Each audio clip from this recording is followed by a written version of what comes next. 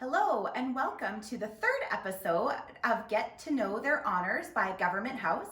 My name is Bree and I am the manager of Government House National Historic Site, Museum and Provincial Heritage Property, and also the offices where the Lieutenant Governor of Saskatchewan works. Today we'll be interviewing His Honor, the Honourable Russ Mirasty, Lieutenant Governor of Saskatchewan, and Her Honor, Donna Mirasty. All right, so the next question we have is, at times I have seen a cute little dog come to work with you to the office here at Government House. Can you tell us a little bit more about your dog and if you have any other pets or if you've had pets in the past?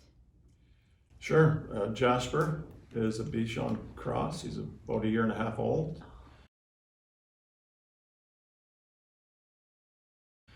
And cute is certainly one word, but he's a handful. He's very energetic, just loves to be outside and run. Just amazing, actually.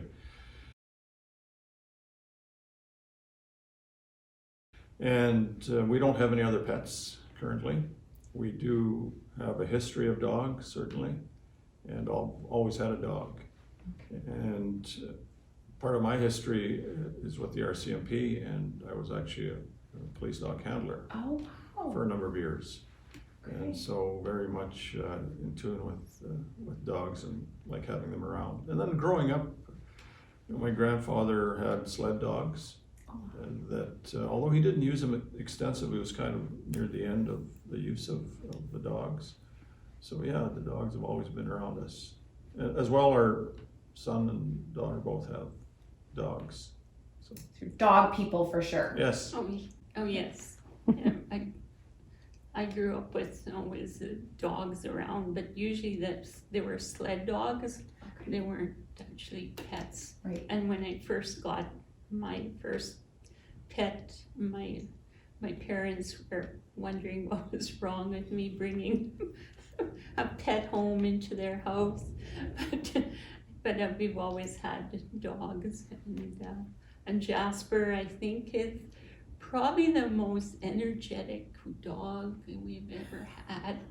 And very mischievous. Yeah. Did you get Jasper as a puppy? Yes. Okay. Yeah.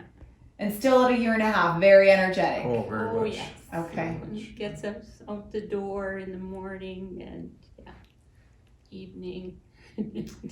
I just got, I have a 14-year-old puppy, or 14-week-old puppy. Oh, yes. And so I'm waiting for the energy level to go down, but you're telling me it might not happen.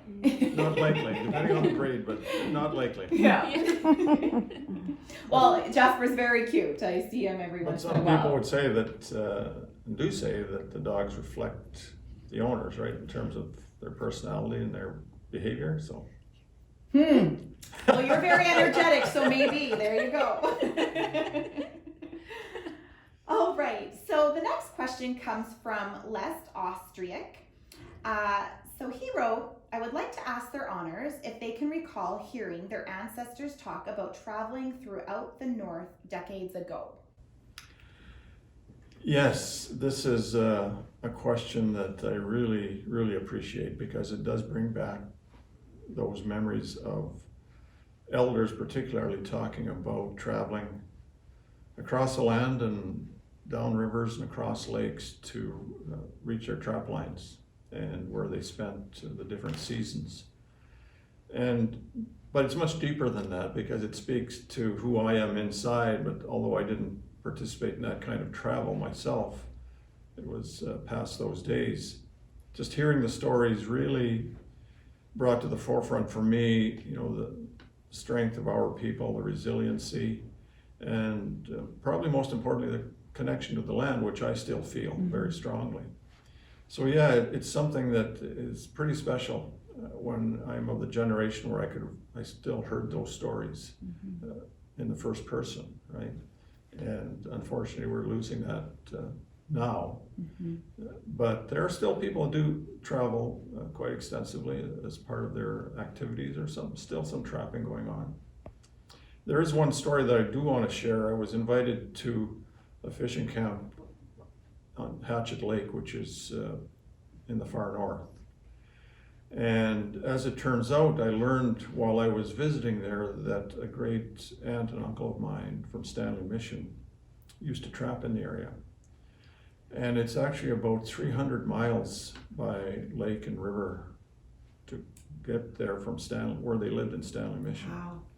And so when I thought about that, they do that every fall before freeze up, spend the winter there trapping, and then travel back in the spring after breakup.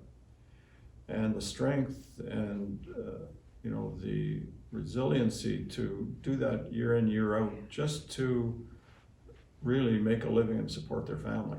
Yeah. And I'm often motivated when we talk about the physical activities that I've been involved in. I get to a tough point in one of those events, and I often default to that world and that thinking. It really motivates me to say, well, if they can paddle 300 miles, I can run a few more kilometers.